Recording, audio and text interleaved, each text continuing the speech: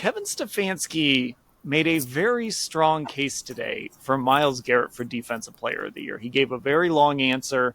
He made the case for Myles, even though the sacks haven't been there. He basically told people, put on the tape, watch how Myles is being defended. He's the best defensive player on the best defense. And he made a big case for Myles Garrett. This is not something we've ever heard Kevin Stefanski do this strongly, at least. So I guess when that happened, what were you thinking?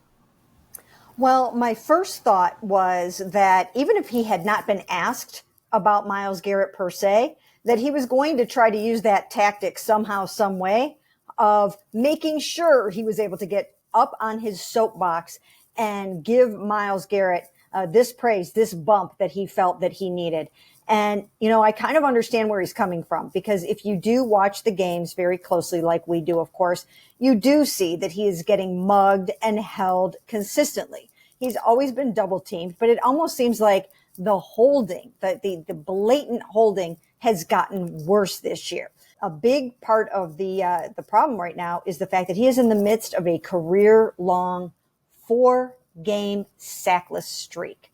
And I think that Kevin Stefanski and Jim Schwartz both recognize that Myles is getting double teamed. He's getting chipped. They're calling slides away from him.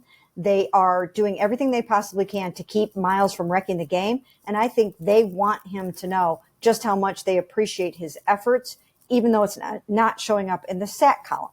And why is that important?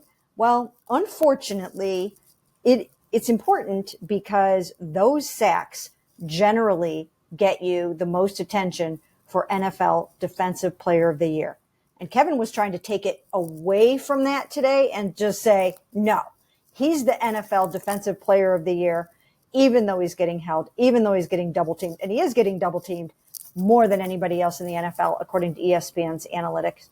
But I think this was his way of saying, you've got to put on that tape and see that we possess on our football team right now the NFL Defensive Player of the Year, even though it's not showing up right now in the sack Listen, totals. It's Kevin's job to sit up there or sit on a Zoom, whatever it is, and make the case for his play. It's not Kevin's job to sit up there and have some nuanced discussion about who should win Defensive Player of the Year.